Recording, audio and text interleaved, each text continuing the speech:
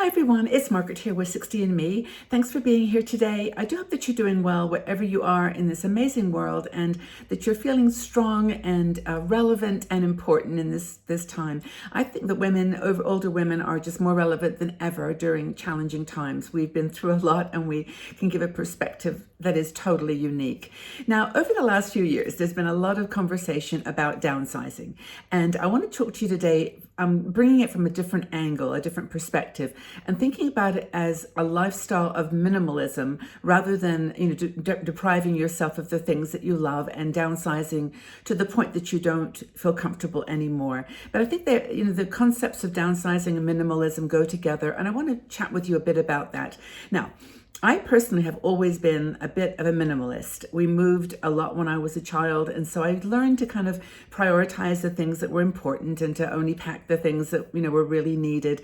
And that kind of carried through my life until that middle time of my life when I had children and accumulating sports equipment and bikes and all kinds of things in the garage, and like everybody else, just getting too many things, thinking somehow that was going to be the answer to my happiness. Well, about 10 years ago, I decided to take a look at all those things and downsized, went through a fairly dramatic downsizing.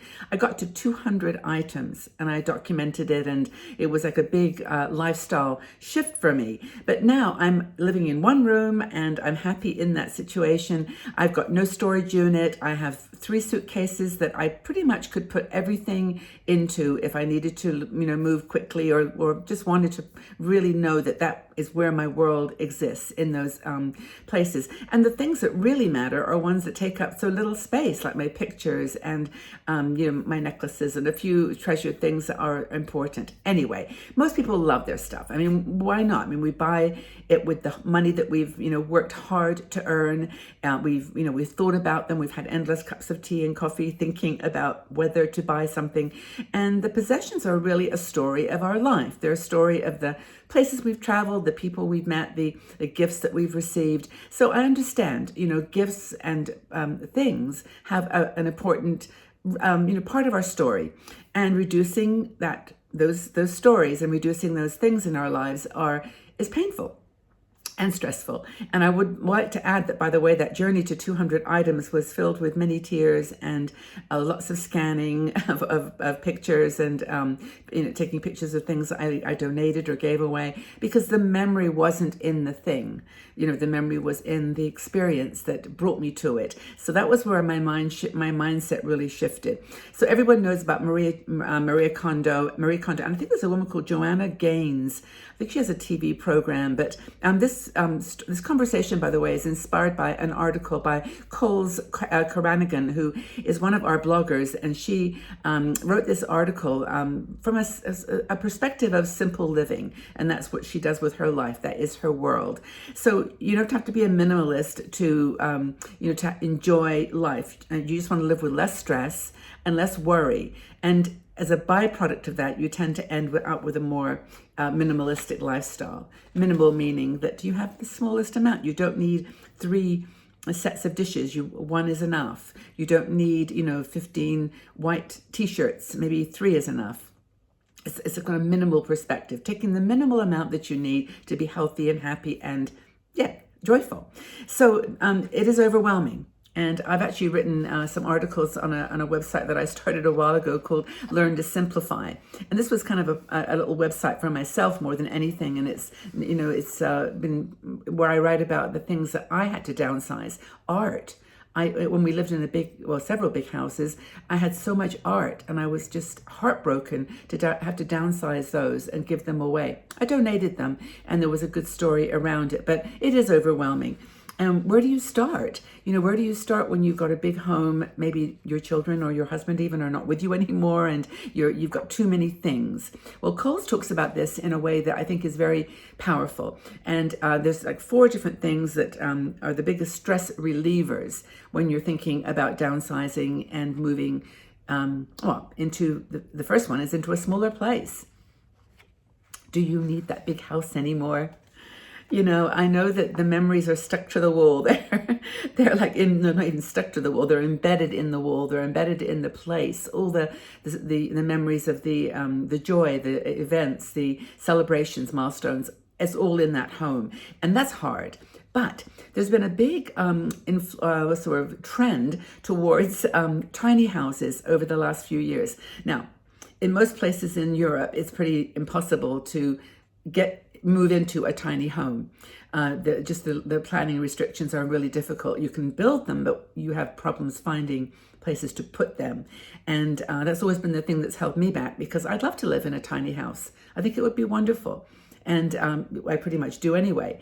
But in the United States, there's a much more inclusive attitude about this. And there are lots of companies like the one that Coles works for that you can actually, move into a smaller home, into a tiny home. Stop paying for a storage unit. We wrote an article, I did a video on, the money that you can save by not having a storage unit. I mean, how many of you, hands up, have a storage unit? I don't, so I won't put my hand up. But, it's really one of those things that it's almost a given in the United States that when your children leave home, you just rent a storage unit, put all their stuff in there. And this is the famous 3 words, just in case.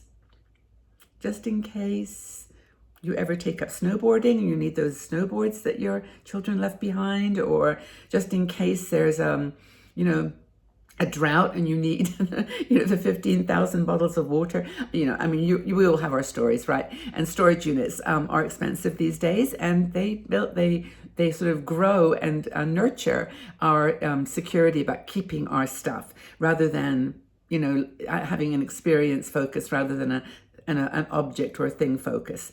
Another thing besides moving into a smaller house, and it doesn't have to be a tiny house, it could be an apartment, it can be a condo, it could be a retirement community. We always have this down attitude about retirement communities, and a lot of women in our 60andMe community have a retirement home and love it. So anyway, moving into a smaller house is one way to reduce the stress. Another way is this is going to sound a bit random, is to get your personal belongings under control. And this means your paperwork, your favorite things, your pictures that you want to keep, and just put them in a place where everybody could find them, and where you only keep the most important things. I actually have a habit, when maybe some of you have this approach too, is that I've got so many pictures. I mean, when I stop to think about it, I've got 3 pictures of my mom. But in our generation, we had cameras like crazy, and now phones, mobile phones, that we actually can take hundreds of pictures. And I had to really get a grip on that, because I had drawers of albums and books. I actually did 2 things. One is I took the most important pictures and I had them printed on small cards. So I've got like these things called, they're mini cards. And I've got like 3 or 4 little boxes, and they just take up hardly any space, and they're just really fun to look at. But the other thing I've done is collages. And I could actually show you, they're surrounding me. But I just, again, there's apps on your phone where you can submit pictures, and then they put them together in a poster.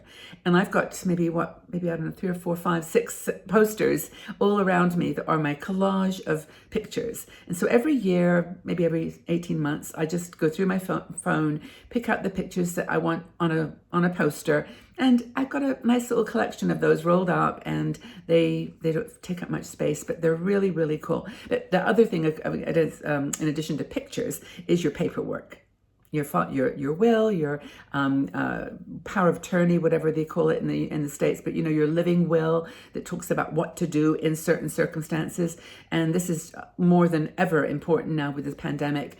But, just getting your paperwork in order. Second thing, it reduces stress. Knowing that I've got a little box that's got everything in it, my will, my papers, my pictures, my stories, my everything, it just makes me feel relaxed. I know it's there. They will find it. I don't know. Of course, I've had the conversation with my children. Of course, they know where to find all my things.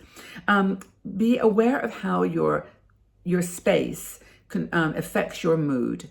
This is another thing that Coles talks about, and I think it's so important that in your home. I mean, I live in a very small space, so I have to be organized. But my desk is pretty cluttered, not because I like clutter.